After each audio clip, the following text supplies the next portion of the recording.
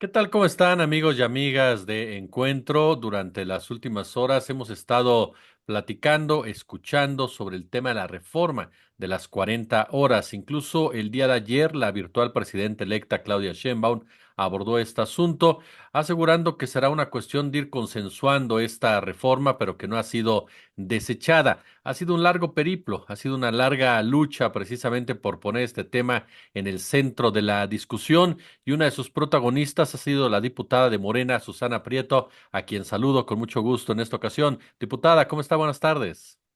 Muchísimas gracias, muy bien, gracias por la invitación. ¿Qué futuro le depara a esta reforma? Una reforma que sin duda alguna hubiera empoderado aún más a los trabajadores en este sexenio, pero que parecía que avanzaba a tambor batiente y de repente, usted corríjame por favor, aparecieron pronunciamientos de Carlos Slim, aparecieron pronunciamientos de otros empresarios y a partir de ahí la apreciación de su servidor es que se empezó a enfriar el tema. Bueno, no se empezó a enfriar, lo frenó el presidente de la República. Tenemos que ser muy claros y muy precisos. A mí, la verdad, no me gusta darle mucha vuelta a las cosas. Soy norteña y digo las cosas como son. Hubo un pronunciamiento posterior al de los empresarios que rodeaban a Carlos Slim, por supuesto, partiendo de la base del pronunciamiento de él, que primero señaló que era una ocurrencia, esa que debemos corregir. No es iniciativa, es un dictamen. No es un dictamen que dependa del presidente de la República ni de la presidenta electa. Lo que están haciendo el presidente de la República y la presidenta electa es intervenir con otro poder, que es el poder legislativo, para frenar la votación de este dictamen. Porque hay que ser muy claros, no es una iniciativa del presidente de la República, es una iniciativa que yo como diputada federal presenté siendo miembro de la fracción parlamentaria de Morena el 20 de octubre del año 2022. Ya vamos casi a 2 años de la presentación de esta iniciativa. Cuando la presenté hice un foro. Después pasó a la Comisión de Puntos Constitucionales. En la Comisión de Puntos Constitucionales se aprobó por todas las fuerzas políticas, a excepción de abstención. Votó en abstención y fue solamente el Partido de Acción Nacional. Entonces, es muy importante que nosotros establezcamos la diferencia aquí, porque esto de que la vuelva a montar a la congeladora la presidenta virtual o la presidenta electa de México, que es la doctora Claudia Sheinbaum, ha dado una gran decepción a la clase trabajadora de este país. Cuando la frena el presidente de la República, primero fue en el 12 de diciembre, estaba supuesta a votarse del año 2023 en la Cámara de Diputados, y el presidente fue cuando se pronuncia y dice: no quiero que esta sea una fecha fatal, vamos dándole tiempo y que se aperturen diálogos, perdón, parlamentos abiertos, y así se hizo. Se emitió un acuerdo en la Cámara de Diputados por la Junta de Coordinación Política, se llevaron a cabo 5 parlamentos abiertos donde se invitó a todas las fuerzas que debían intervenir, a la clase obrera, a la clase patronal, investigadores, academia. Después de esto, estando supuesta a votarse en febrero, otra vez dicen que no está suficientemente discutida el presidente y que no quiere que se confunda con una cuestión de carácter electoral. Y vuelven a incorporarla ahora con las 18 iniciativas constitucionales y las 2 legales que presenta el presidente de la República como prioritarias. Y entonces Ignacio Mier, que es el coordinador de la facción parlamentaria de Morena, dice: y yo personalmente incluí también la de las 40 horas. Claro, ya estábamos en pleno proceso de precampañas y demás.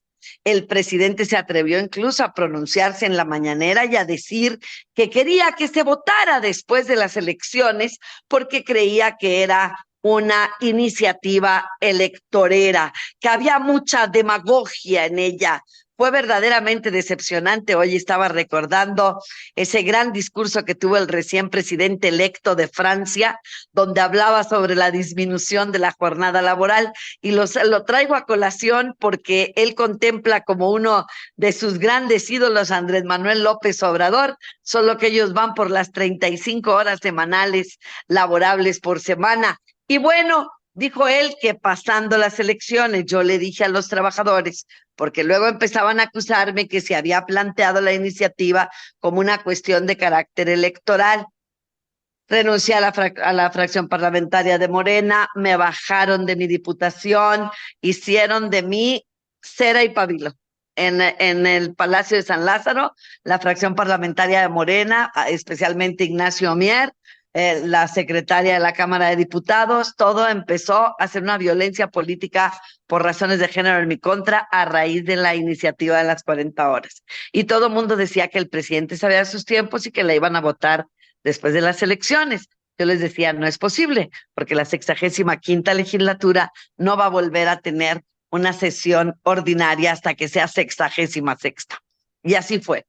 Ahora la traen a colación con la nueva presidenta de la República, virtual, por supuesto, electa, la doctora Claudia Sheinbaum, porque en su paso, en su campaña por diferentes estados de la República, específicamente por los de Chihuahua y Tamaulipas, que son estados donde yo he estado litigando fuertemente, fue requerida sobre las 40 horas y ella dijo primero el plan C, cuando creo que hasta Morena veía lejos el plan C, y de pronto viene un plan C arrollador y ahora se vuelve a preguntar por las 40 horas.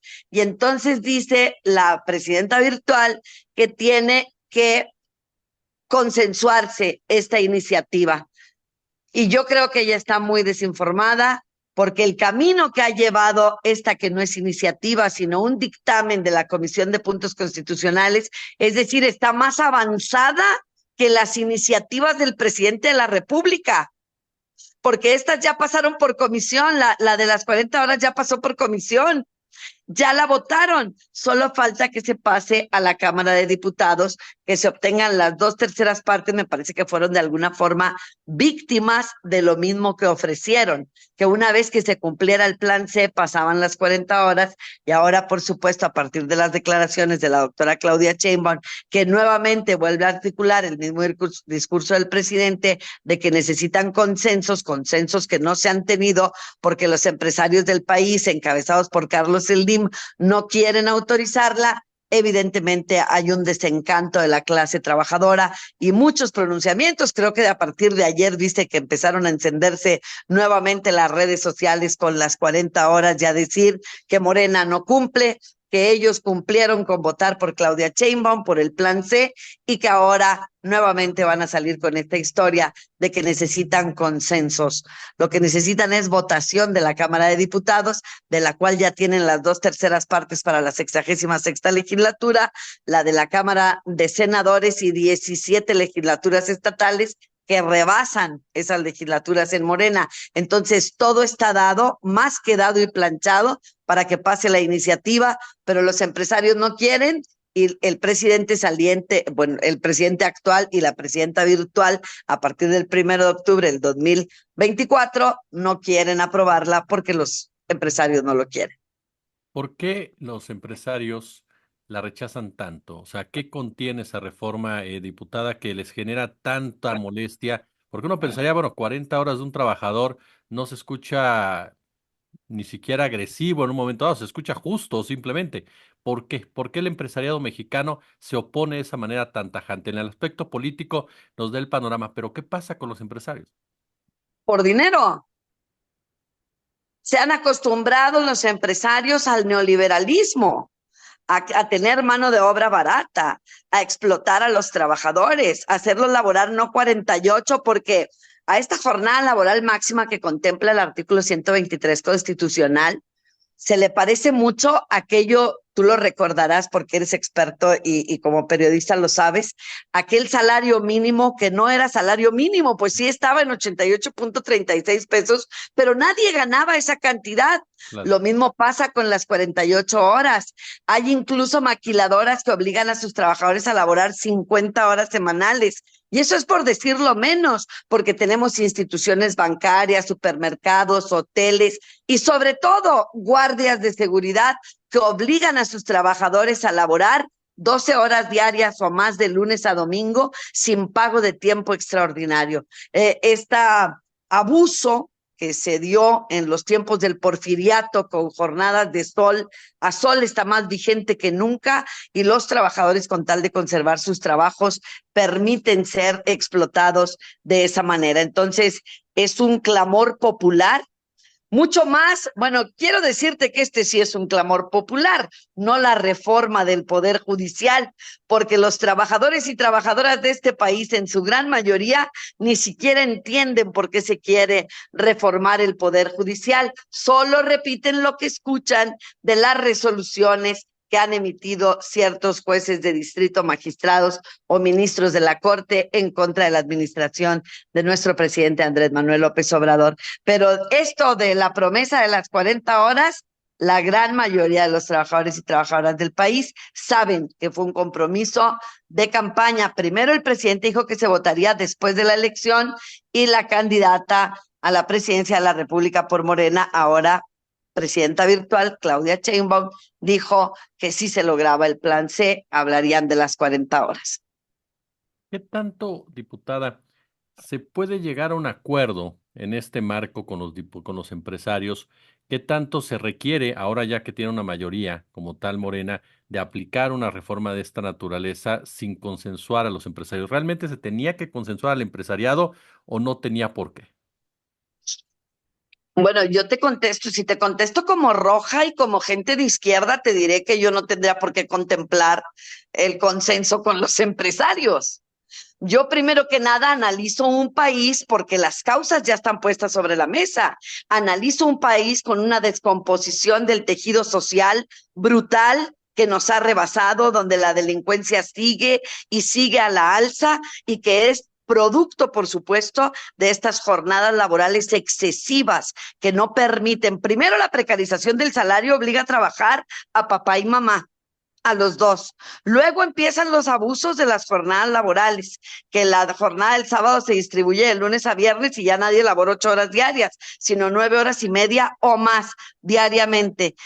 A eso le sumas el transporte de tu domicilio al lugar de trabajo, del lugar de trabajo a tu domicilio, y tienes que ni papá ni mamá están contigo durante tu crecimiento. No hay una vigilancia de la familia porque o trabajan los dos o no comen, porque está precario también el salario con todo y lo que ha aumentado, no ha logrado satisfacerse todos los supuestos que dice la Constitución, no solo la canasta básica alimentaria, sino la no alimentaria que implica la vivienda, que implica el entretenimiento, la educación y los otros rubros que necesitamos todos los seres humanos para vivir. Entonces todavía seguimos con el salario bajo y con jornadas extenuantes. Entonces, para recomponer el tejido social, una de las cosas que digo yo en mi iniciativa, abonando a esa necesidad que dice el presidente de la República de atacar la delincuencia, por ejemplo, de raíz, pues a mí me parece que la reducción de la jornada laboral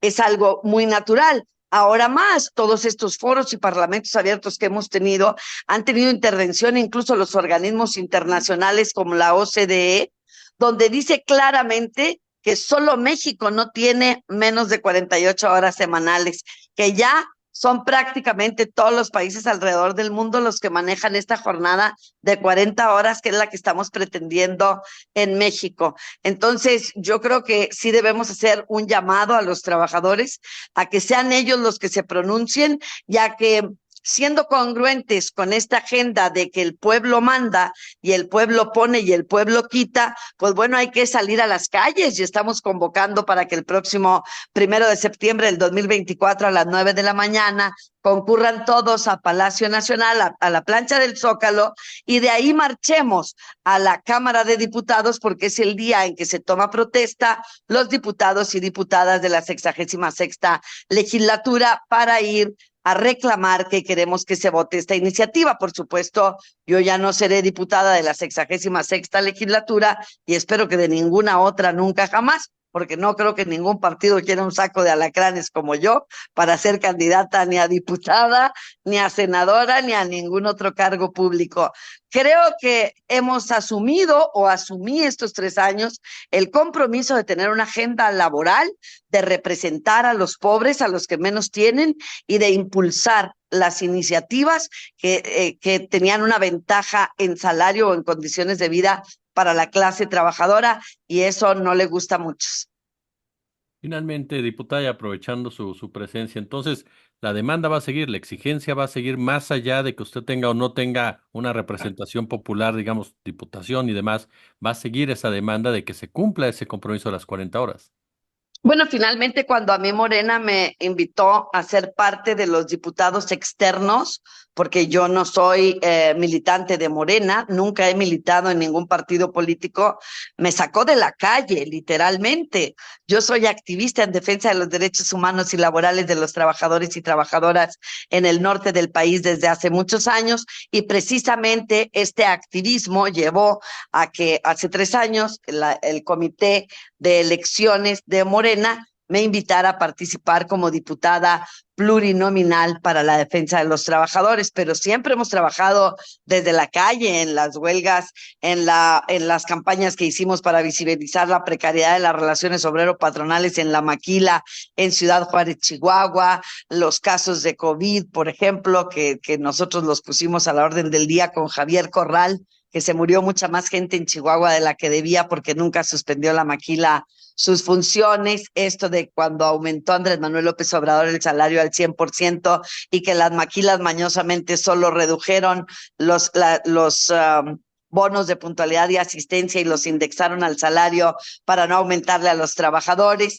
Ahora la disminución de la jornada laboral, los derechos de los sindicatos independientes y minoritarios de las empresas que no aparecen, se mencionan en la Ley Federal del Trabajo, pero no están, eliminar la bursatilización, prohibirla expresamente por la ley del crédito barato de vivienda, tanto en el Infonavit como en el ISSSTE, reformar la fracción 20 del artículo 123, y creo que mi trabajo en la Cámara de Diputados, aunque no lo dejaron avanzar, fue siempre en pro de esta agenda laboral que no estaba incluida y que nosotros vimos despertar. Por lo tanto, independientemente de que yo sea diputada o no, como activista en defensa de los derechos de los trabajadores, quiero decirte que el dictamen, también hay que decirle a la virtual presidenta de México, el dictamen no prescribe, ya lo van a tener que votar sí o sí, porque no es iniciativa las del presidente y las de ella.